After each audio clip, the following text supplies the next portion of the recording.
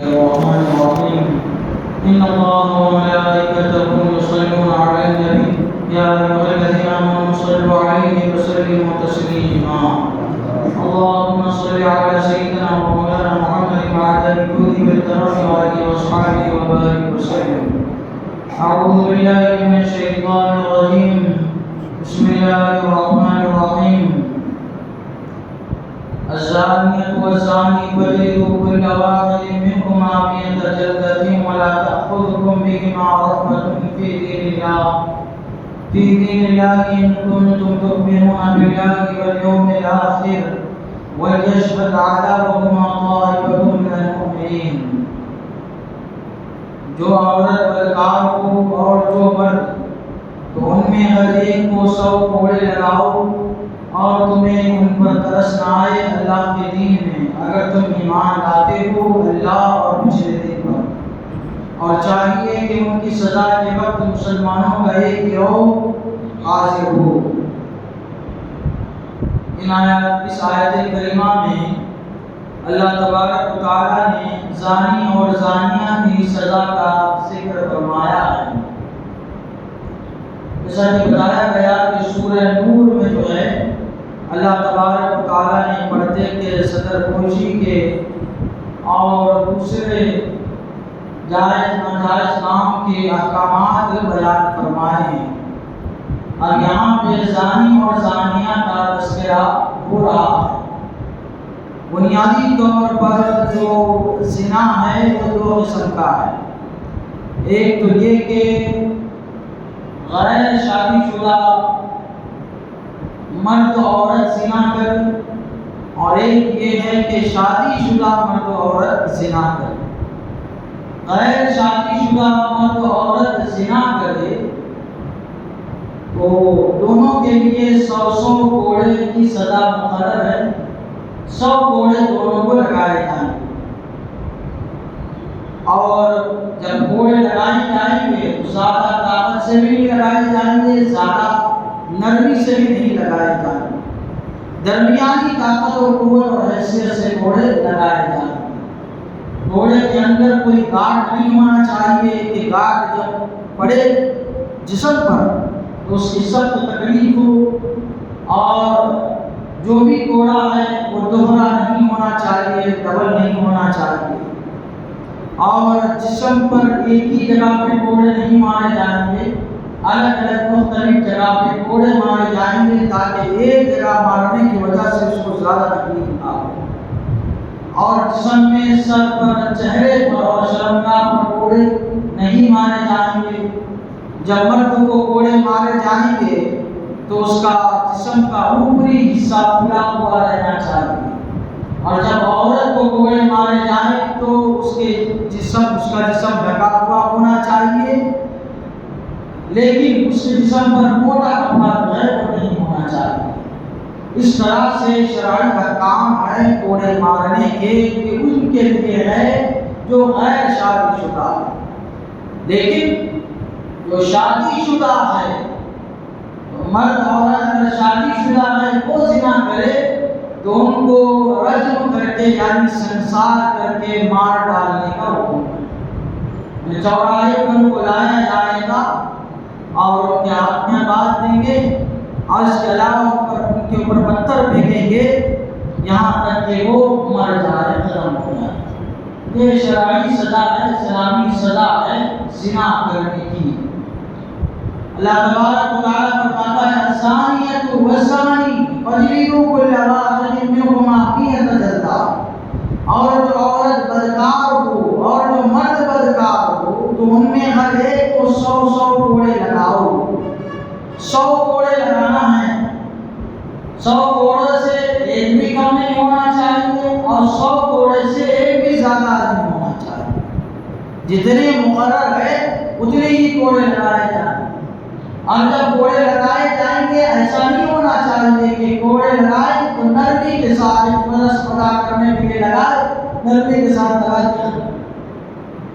یا کوئی بڑا آدمی ہے تو اس کے کوڑوں کی تعداد کم کر دی جائے, ایسا بھی نہیں ہونا چاہیے. اور کوئی دشمن ہے تو سختی سے کوڑے لگا رہے ہیں اور یہ کہہ رہے ہیں کہ ہلکا لگا, اس اس کی گنتی میں نہیں آئے گا، ایسا بھی نہیں ہونا چاہیے۔ گھوڑے جو ہے برابر کرنے چاہیے دونوں کو، اور تعداد بھی پوری کی پوری جو ہے برابر ہونی چاہیے۔ اب اللہ تبارک و تعالیٰ فرماتا ہے وَلَا تَأْخُذْكُمْ بِهِمَا رَأْفَةٌ فِي دِینِ اللَّهِ، اور تمہیں ان پر ترس نہ آئے اللہ کے دین میں، اللہ کے دین کی جو حد ہے، جو شرعی حد ہے، اس کو جو پار کرے گا، عبور کرے گا، اللہ کی نافرمانی کرے گا، تو جو اللہ تعالیٰ نے سزا مقرر فرمائی ہے اس سزا کو پورا کرنے میں اللہ تعالیٰ فرماتا ہے اے ایمان والو تمہارے دل کے اندر نرمی نہیں آنی چاہیے۔ ویسے کیا ہے، ہر ایک کے ساتھ اچھا سلوک، نرمی کا برتاؤ کرنے کا اللہ کے رسول نے حکم دیا ہے۔ اللہ تعالیٰ فرماتا ہے خذ العفو وأمر بالعرف وأعرض عن الجاهلين، معافی اختیار کرو، لوگوں کو معاف کرو، اور بھلائی کا حکم دو، برائی سے روکو، جو جاہل تمہارے خلاف بکواس کرتے ہیں ان کی طرف توجہ نہ دو۔ اللہ تعالیٰ نے نرمی کا حکم فرمایا۔ اللہ کے رسول صلی اللہ علیہ وسلم نے فرمایا صِلْمًا قَطَعَكَ، جو تم سے رشتہ داری توڑے اس سے رشتہ داری جوڑو، وَاعْفُ عَمَّنْ ظَلَمَكَ، جو تم پر ظلم کرے تم اسے معاف کر دو، وَأَحْسِنْ إِلَىٰ مَنْ أَسَاءَ إِلَيْكَ، جو تمہارے ساتھ برا سلوک کرے تم اس کے ساتھ اچھا سلوک کرو۔ یہ ساری باتیں اپنی جگہ صحیح ہیں، درست ہے، اچھی ہے، بہتر ہے، افضل ہے، مستحب ہے، لیکن جب اللہ کے حد کو قائم کرنے کی بات آئے اب اس میں نرمی نہیں ہے۔ اس میں نرمی کیوں نہیں ہے؟ اگر اس میں نرمی آ جائے گی تو شریعت کے خلاف ورزیاں ہوتی رہیں گی، پھر جو ہے بدعملی پھیل جائے گی، جو ہے بدکاریاں عام ہو جائے گی، بری رسمیں رواج پائیں گی۔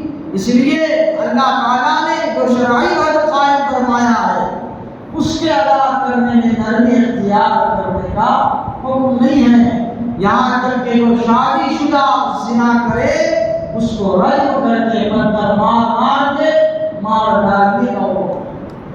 خارجی لوگ اہل بیت کے خلاف بکواس کرتے ہیں، وہ جو ہے رجم کو نہیں مانتے، یعنی اگر کوئی شادی شدہ زنا کرے وہ کہتے ہیں ان کو بھی کوڑے لگائے جائیں گے، رجم سنسار کو نہیں کیا جائے گا۔ حضرت علی رضی اللہ عنہ نے بہت بہترین جواب عنایت فرمایا۔ کیوں کہتے تھے وہ ایسا؟ وہ کہتے تھے قرآن میں جو ہے صراحت کے ساتھ ذکر نہیں، حدیث کو نہیں مانتے۔ تو حضرت علی رضی اللہ عنہ نے فرمایا تم قرآن کی ہی مانو گے، حدیث کی نہیں مانو گے؟ تو بتاؤ قرآن میں کتا بلی گدھے کی حرمت کا، ان کے حرام ہونے کا کہاں حکم ہے؟ تم قرآن سے مجھے ثابت کر کے بتاؤ کہ جو نمازوں کی تعداد جو ہے فجر کی، ظہر کی، عصر کی، مغرب کی، عشاء کی، یہ کہاں ہے قرآن میں؟ مجھے ثابت کر کے تم دکھاؤ۔ زکوٰۃ دینے کا حکم ہے لیکن کتنی زکوٰۃ دی جائے اس کا ذکر قرآن میں کہاں ہے؟ تم مجھے بتاؤ۔ خاموش ہو گئے۔ جب یہ حدیث سے تم مانتے ہو تو پھر رجم کو حدیث سے کیوں نہیں مانتے؟ الغرض یہ کہ اللہ تعالیٰ فرماتا ہے کہ اللہ تعالیٰ کی حد کو قائم کرنے میں کسی طرح کی کوئی نرمی نہیں ہونی چاہیے۔ اگر تم اللہ اور آخرت پر ایمان رکھتے ہو اور جب یہ سزا دی جائے زانیہ کو، اللہ تعالیٰ کو چاہیے کہ ان کی سزا کے وقت مسلمانوں کا ایک گروہ حاضر رہے، موجود رہے، تاکہ جن کو سزا دی جا رہی ہے ان کو ندامت ہو، شرمندگی ہو، اور جو اس بدکام کلام ہو ان کو یہ درس عبرت ہو۔ لوگوں تک جب لوگ جو دیکھے ان کے دل میں خوف پیدا ہو، ڈر پیدا ہو کہ خدا نخواستہ اگر ہم نے یہ گناہ کیا اسی طرح ہم کو جو ہے وہ سزا دی جائے، اور رشتہ دار ہو تو ان کو تسلی ہو، سکون ہو وہ دیکھ کر۔ الغرض یہ اس میں بہت ساری حکمتیں ہیں۔ جب سزا دی جائے برسر عام سب کے سامنے، مسلمانوں کی جماعت کے سامنے اس طرح کی جو ہے وہ سزا دی جائے تو سب کے لیے کیا ہو، در سے عبرت ہو۔ لیکن موجودہ دور میں یہ سزا دینے کا حکم وہاں پہ ہے جہاں اسلامی حکومت ہو اور اسلامی شریعت کے احکام پر عمل کیا جاتا ہو، بادشاہ اسلام ہو وہاں پہ اسلامی شریعت پر عمل کیا جانا ممکن ہو، وہاں پہ دیا جائے۔ اب یہاں پہ جو ہے شرعی احکام نافذ ہم نہیں کر سکتے اپنے اعتبار سے، یہاں پہ یہ سزا نہیں دی جائے گی، ان کے لیے دوسرے احکام ہیں۔ اللہ تعالیٰ کی بارگاہ میں دعا ہے قرآن شریف سے سمجھنے اور اس کے مطابق ہم سب کو اپنی زندگی گزارنے کی توفیق عطا فرمائے۔ آمین۔ اشہد ان لا الہ الا اللہ و اشہد ان محمدا عبدہ ورسولہ صلی اللہ تعالی علیہ وسلم محمد وعلی آلہ وسلم۔